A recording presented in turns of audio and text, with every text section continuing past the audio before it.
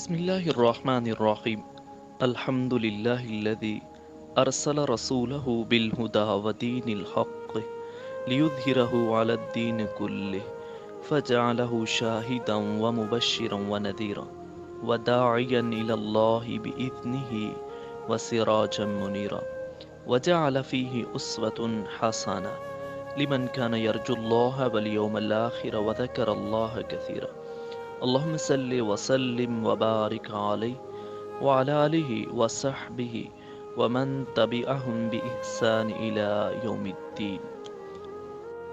حمد و صلات کے بعد عرب، محل وقوع اور قومیں. سیرت نبوی در حقیقت اس پیغام ربانی کے عملی پرتو سے عبارت ہے جسے رسول اللہ صلی اللہ علیہ وسلم نے انسانی جمعیت کے سامنے پیش کیا تھا، اور جس کے ذریعے انسان کو تاریکیوں سے نکال کر روشنی میں اور بندوں کی بندگی سے نکال کر خدا کی بندگی میں داخل کر دیا تھا. چونکہ اس سیرت طیبہ کی مکمل صورت گیری ممکن نہیں جب تک کہ اس پیغام ربانی کے نزول سے پہلے کے حالات اور بعد کے حالات کا تقابل نہ کیا جائے. اس لیے اصل بات سے پہلے پیش نظر باب میں اسلام سے پہلے کی عرب اقوام اور ان کی نشو و نما کی کیفیت بیان کرتے ہوئے ان حالات کا خاکہ پیش کیا جا رہا ہے جن میں رسول اللہ صلی اللہ علیہ وسلم کی بعثت ہوئی تھی. عرب کا محل وقوع. لفظ عرب کے لغوی معنی ہیں سارا اور بے آب و گیا زمین. عہد قدیم سے یہ لفظ جزیرہ نمائے عرب اور اس میں بسنے والی قوموں پر بولا گیا ہے. عرب کے مغرب میں بحر احمر اور جزیرہ نمائے سینا ہے. مشرق میں خلیج عرب اور جنوب عراق کا ایک بڑا حصہ ہے. جنوب میں بحر عرب ہے جو در حقیقت بحر ہند کا پھیلاؤ ہے. شمال میں ملک شام اور کسی قدر شمالی عراق ہے. ان میں سے بعض سرحدوں کے متعلق اختلاف بھی ہے. کل رقبے کا اندازہ 10 لاکھ سے 13 لاکھ مربع میل تک کیا گیا ہے. جزیرہ نمائے عرب طبعی اور جغرافیائی حیثیت سے بڑی اہمیت رکھتا ہے. اندرونی طور پر ہر 4 جانب سے صحرا اور ریگستان سے گھرا ہوا ہے، جس کی بدولت یہ ایسا محفوظ قلعہ بن گیا ہے کہ بیرونی قوموں کے لیے اس پر قبضہ کرنا اور اپنا اثر و نفوذ پھیلانا سخت مشکل ہے. یہی وجہ ہے کہ قلب جزیرۃ العرب کے باشندے عہد قدیم سے اپنے جملہ معاملات میں مکمل طور پر آزاد خود مختار نظر آتے ہیں. حالانکہ یہ ایسی 2 عظیم طاقتوں کے ہمسایہ تھے. اگر یہ ٹھوس قدرتی رکاوٹ نہ ہوتی تو ان کے حملے روک لینا باشندگان عرب کے بس کی بات نہ تھی. بیرونی طور پر جزیرہ نمائے عرب پرانی دنیا کے تمام معلوم براعظموں کے بیچو بیچ واقع ہے اور خشکی اور سمندر دونوں راستوں سے ان کے ساتھ جڑا ہوا ہے. اس کا شمال مغربی گوشہ براعظم افریقہ میں داخلے کا دروازہ ہے. شمال مشرقی گوشہ یورپ کی کنجی ہے. مشرقی گوشہ ایران، وسط ایشیا اور مشرق بعید کے دروازے کھولتا ہے اور ہندوستان اور چین تک پہنچاتا ہے. اس طرح ہر براعظم سمندر کے راستے بھی جزیرہ نمائے عرب سے جڑا ہوا ہے اور ان کے جہاز عرب بندرگاہوں پر براہ راست لنگر انداز ہوتے ہیں. اس جغرافیائی محل وقوع کی وجہ سے جزیرۃ العرب کے شمالی اور جنوبی گوشے مختلف قوموں کی آماجگاہ اور تجارت و ثقافت، فنون و مذاہب کے لین دین کا مرکز رہ چکے ہیں. عرب قومیں. مورخین نے نسلی اعتبار سے عرب اقوام کی 3 قسمیں قرار دی ہیں. عرب بعیدہ یعنی وہ قدیم عرب قبائل جو قومیں بالکل ناپید ہو گئیں اور ان کے متعلق ضروری تفصیلات بھی دستیاب نہیں، مثلا قوم عاد، سمود، تسم، جدیس، عمالقہ وغیرہ. عرب عاربہ یعنی وہ عرب قبائل یشچو بن قحطان کی نسل سے ہیں، انہیں قحطانی عرب کہا جاتا ہے. نمبر 3 عرب مستعربہ یعنی وہ عرب قبائل جو حضرت اسماعیل علیہ السلام کی نسل سے ہیں، انہیں عدنانی عرب کہا جاتا ہے. عرب عاربہ یعنی قحطانی عرب کا اصل گہوارہ ملک یمن تھا. یہی ان کے خاندان اور قبیلے مختلف شاخوں میں پھولے، پھوٹے اور بڑے. ان میں سے 2 قبیلوں نے بڑی شہرت حاصل کی. ایک خیمیر جس کی مشہور شاخیں زید الجمہور، قزا اور سکاسک ہیں۔ نمبر 2، کہلان، جس کی مشہور شاخیں ہمدان، انمار، تے، مدحج، کندہ، لہم، جزام، ازد، اوس، خزرج اور اولاد جیفنا ہیں، جنہوں نے آگے چل کر ملک شام کے اطراف میں بادشاہت قائم کی اور آل غسان کے نام سے مشہور ہوئے۔ عام کوہلانی قبائل نے بعد میں یمن چھوڑ دیا اور جزیرت العرب کے مختلف اطراف میں پھیل گئے۔ ان کے عمومی ترک وطن کا واقع سیل ارم کے کس قدر پہلے اس وقت پیش آیا جب رومیوں نے مصر و شام پر قبضہ کر کے اہل یمن کی تجارت کے باہری راستے پر اپنا تسلط جما لیا اور بری شہراء کی سہولیات غارت کر کے اپنے دباؤ اس قدر بڑھا دیا کہ کوہلانیوں کی تجارت تباہ ہو کر رہ گئی۔ کچھ عجیب نہیں کہ کوہلانی حمیری خاندانوں میں چشمک بھی رہی ہو، اور یہ بھی کوہلانیوں کے ترک وطن کا ایک مؤثر سبب بنی۔ اس کا اشارہ اس سے بھی ملتا ہے کہ کوہلانی قبائل نے تو ترک وطن کیا، لیکن حمیری قبائل اپنی جگہ برقرار رہی۔ جن کوہلانی قبائل نے ترک وطن کیا ان کی 4 قسمیں کی جاتی ہیں۔ نمبر 1، ازد، انہوں نے اپنے سردار عمران بن عمر موسیقیہ کے مشورے سے ترک وطن کیا۔ پہلے تو یہ یمن میں ہی ایک جگہ سے دوسری جگہ منتقل ہوتے رہے اور حالات کا پتہ لگانے کے لیے آگے آگے ہر اول دستوں کو بھیجتے رہے، لیکن آخرکار شمال کا رخ کیا اور پھر مختلف شاخیں گھومتے گھماتے مختلف جگہ دائمی پرسکونت پذیر ہو گئے۔ اس کی تفصیل بھی درج ذیل ہے۔ سالبہ بن عمر، اس نے اولاً حجاز کا رخ کیا اور سالبیہ اور زیقار کے درمیان اقامت اختیار کی۔ جب اس کی اولاد بڑی ہو گئی اور خاندان مضبوط ہو گیا تو مدینہ کی طرف کوچ کیا اور اس کو اپنا وطن بنا لیا۔ اسی سالبہ کی نسل سے اوس اور خزرج ہیں، جو سالبہ کے صاحبزادے حارثہ کے بیٹے ہیں۔ حارثہ بن عمر یعنی خزاع اور اس کی اولاد، یہ لوگ پہلے سرزمین حجاز میں گردش کرتے ہوئے مرحضران میں خیمہ زن ہوئے، پھر حرم پر دھاوا بول دیا اور بنو جرہم کو نکال کر خود مکہ میں بود و باش اختیار کر لی۔ عمران بن عمر، اس نے اور اس کی اولاد نے عمان میں سکونت اختیار کی، اس لیے یہ لوگ ازد عمان کہلاتے ہیں۔ نصر بن ازد، اس سے تعلق رکھنے والے قبائل نے تہامہ میں قیام کیا، یہ لوگ از شنوا کہلاتے ہیں۔ اس نے ملک شام کا رخ کیا اور اپنی اولاد سمیت وہیں متوطن ہو گیا۔ یہی شخص غسانی بادشاہوں کا جد اعلیٰ ہے۔ انہیں آل غسان اس لیے کہا جاتا ہے کہ ان لوگوں نے شام منتقل ہونے سے پہلے حجاز میں غسان نامی ایک چشمے پر کچھ عرصہ قیام کیا تھا۔ لخم و جزام، انہی لخمیوں میں نصر بن ربیہ تھا، جو ہیرا کے شاہان آل منذر کا جد اعلیٰ ہے۔ بنو تے، اس قبیلے نے بنو اس کے ترک وطن کے بعد شمال کا رخ کیا اور اجا اور سلما نامی 2 پہاڑیوں کے اطراف میں مستقل سکونت پذیر ہو گیا، یہاں تک کہ یہ دونوں پہاڑیاں قبیلہ تے کی نسبت سے مشہور ہو گئیں۔ کندہ، یہ لوگ پہلے بحرین موجودہ الاحساء میں خیمہ زن ہوئے، لیکن مجبوراً وہاں سے دستکش ہو کر حضرموت گئے، مگر وہاں بھی امان نہ ملی اور آخرکار نجد میں ڈیرے ڈالنے پڑے۔ یہاں ان لوگوں نے ایک عظیم الشان حکومت کی داغ بیل ڈالی، مگر یہ حکومت پائیدار نہ ثابت ہوئی اور اس کے آثار جلد ہی ناپیدا ہو گئے۔ کوہلان کے علاوہ حمیر کا بھی صرف ایک قبیلہ قزاع ایسا ہے، اور اس کا حمیری ہونا بھی مختلف ہی ہے، جس نے یمن سے ترک وطن کر کے حدود عراق میں بادیت السماح کے اندر بود و باش اختیار کی۔ عرب مستعربہ، ان کے جد اعلیٰ سیدنا ابراہیم علیہ السلام اصلاً عراق کے ایک شہر اور کے باشندے تھے۔ یہ شہر دریائے فرات کے مغربی ساحل پر کوفے کے قریب واقع تھا۔ اس کی کھدائی کے دوران جو کتبات برآمد ہوئے ہیں، ان میں سے اس شہر کے متعلق بہت سی تفصیلات منظر عام پر آئی ہیں، اور حضرت ابراہیم علیہ السلام کے خاندان کی بعض تفصیلات اور باشندگان ملک کے دینی اور اجتماعی حالات سے بھی پردہ اٹھا ہے۔ یہ معلوم ہے کہ حضرت ابراہیم علیہ السلام یہاں سے ہجرت کر کے شہر حران تشریف لے گئے تھے، اور پھر وہاں سے فلسطین جا کر اس ملک کو اپنی پیغمبرانہ سرگرمیوں کا مرکز بنا لیا تھا، اور دعوت و تبلیغ کے لیے یہیں سے اندرون و بیرون ملک مصروف تگ و تاس رہا کرتے تھے۔ ایک بار آپ مصر تشریف لے گئے۔ فرعون نے آپ کی بیوی حضرت سارہ کی کیفیت سنی تو ان کے بارے میں بدنیت ہو گیا اور اپنے دربار میں برے ارادے سے بلایا، لیکن اللہ نے حضرت سارہ کی دعا کے نتیجے میں غیبی طور پر فرعون کی ایسی گرفت کی، وہ ہاتھ پاؤں مارنے اور پھینکنے لگا۔ اس کی نیت بد اس کے منہ پر مار دی گئی۔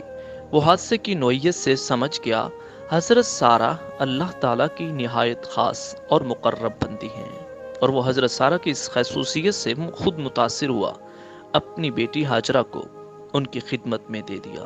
پھر حضرت سارہ نے حضرت ہاجرہ کو حضرت ابراہیم علیہ السلام کی زوجیت میں دے دیا۔ حضرت ابراہیم علیہ السلام حضرت سارہ اور حضرت ہاجرہ کو ہمراہ لے کر فلسطین واپس تشریف لائے۔ پھر اللہ تعالیٰ نے حضرت ابراہیم علیہ السلام کو ہاجرہ علیہ السلام کے بطن سے ایک فرزند ارجمند حضرت اسماعیل علیہ السلام عطا فرمائے، لیکن اس پر حضرت سارہ کو جو بے اولاد تھیں بڑی غیرت آئی۔ انہوں نے حضرت ابراہیم علیہ السلام کو مجبور کیا کہ حضرت ہاجرہ کو ان کے نوزائیدہ بچے سمیت جلا وطن کر دیں۔ حالات نے ایسا رخ اختیار کیا، انہیں حضرت سارہ کی بات ماننی پڑی اور وہ حضرت ہاجرہ اور حضرت اسماعیل علیہ السلام کو ہمراہ لے کر حجاز تشریف لے گئے اور وہاں ایک بے آب و گیا وادی میں بیت اللہ شریف کے قریب ٹھہرا دیا۔ اس وقت بیت اللہ شریف نہ تھا، صرف ٹیلے کی طرح ابری ہوئی زمین تھی۔ سیلاب آتا تھا تو دائیں بائیں سے کترا کر نکل جاتا تھا۔ وہیں مسجد حرام کے بالائی حصے میں زمزم کے پاس ایک بہت بڑا درخت تھا۔ آپ نے اسی درخت کے پاس حضرت ہاجرہ اور حضرت اسماعیل علیہ السلام کو چھوڑا تھا۔ اس وقت مکہ میں نہ پانی تھا، نہ آدم اور نہ آدم زاد، اس لیے حضرت ابراہیم علیہ السلام ایک توشہ دان میں کھجور اور ایک مشکیزے میں پانی رکھ دیا۔ اس کے بعد فلسطین واپس چلے گئے۔ چند ہی دن میں کھجور اور پانی ختم ہو گیا اور سخت مشکل پیش آئی، مگر اس مشکل وقت پر اللہ کے فضل سے زمزم کا چشمہ پھوٹ پڑا اور ایک عرصہ تک کے لیے سامان رزق اور متاع حیات بن گیا۔ تفصیلات معلوم و معروف ہیں۔ کچھ عرصے بعد یمن سے ایک قبیلہ آیا جسے تاریخ میں جرہم ثانی کہا جاتا ہے۔ یہ قبیلہ اسماعیل علیہ السلام کی ماں سے اجازت لے کر مکہ میں ٹھہر گیا۔ کہا جاتا ہے کہ یہ قبیلہ پہلے مکہ کے گرد و پیش کی وادیوں میں سکونت پذیر تھا۔ صحیح بخاری میں اتنی صراحت موجود ہے کہ رہائش کی غرض سے یہ لوگ مکہ میں حضرت اسماعیل علیہ السلام کی آمد کے بعد ان کے جوان ہونے سے پہلے وارد ہوئے تھے، لیکن اس وادی سے ان کا گزر اس سے پہلے بھی ہوا کرتا تھا۔ حضرت ابراہیم علیہ السلام اپنے متروکات کی نگہ داشت کے لیے وقتاً فوقتاً مکہ تشریف لایا کرتے تھے، لیکن معلوم نہ ہو سکا اس طرح ان کی آمد کتنی بار ہوئی۔ البتہ تاریخی مآخذ میں 4 بار ان کی آمد کی تفصیل محفوظ ہے، جو یہ ہے۔ قرآن مجید میں بیان کیا گیا ہے، اللہ تعالیٰ نے حضرت ابراہیم علیہ السلام کو خواب میں دکھلایا، وہ اپنے صاحبزادے حضرت اسماعیل کو ذبح کر رہے ہیں۔ یہ خواب ایک طرح کا حکم الہی تھا اور باپ بیٹے دونوں اس حکم الہی کی تعمیل کے لیے تیار ہو گئے۔ جب دونوں نے سر تسلیم خم کر دیا اور باپ نے بیٹے کو پیشانی کے بل لٹا دیا تو اللہ نے پکارا، اے ابراہیم، تم نے خواب کو سچ کر دکھایا، ہم نیکوکاروں کو اسی طرح بدلہ دیتے ہیں۔ یقیناً یہ ایک کھلی ہوئی آزمائش تھی اور اللہ نے انہیں فدیے میں ایک عظیم ذبیحہ عطا فرمایا۔ مجموعہ بائبل کی کتاب پیدائش میں مذکور ہے کہ حضرت اسماعیل علیہ السلام حضرت اسحاق علیہ السلام سے 13 سال بڑے تھے، اور قرآن کو سیاق بتلاتا ہے کہ یہ واقعہ حضرت اسحاق علیہ السلام کی پیدائش سے پہلے پیش آیا تھا، کیونکہ پورا واقعہ بیان کر چکنے کے بعد حضرت اسحاق کی پیدائش کی بشارت کا ذکر ہے۔ اس واقعے سے ثابت ہوتا ہے حضرت اسماعیل علیہ السلام کی جوان ہونے سے پہلے کم از کم ایک بار حضرت ابراہیم علیہ السلام نے مکہ کا سفر ضرور کیا تھا۔ بقیہ 3 سفروں کی تفصیل صحیح بخاری کی ایک طویل روایت میں ہے جو ابن عباس رضی اللہ عنہما سے مرفوعاً مروی ہے۔ اس کا خلاصہ یہ ہے، حضرت اسماعیل علیہ السلام جب جوان ہو گئے، جرہم سے عربی سیکھ لی اور ان کی نگاہوں میں جچنے لگے، تو ان لوگوں نے اپنے خاندان کی ایک خاتون سے آپ کی شادی کر دی۔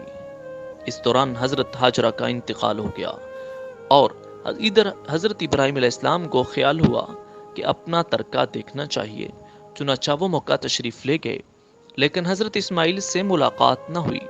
بہت سے حالات دریافت کیے، اس نے تنگ دستی کی شکایت کی۔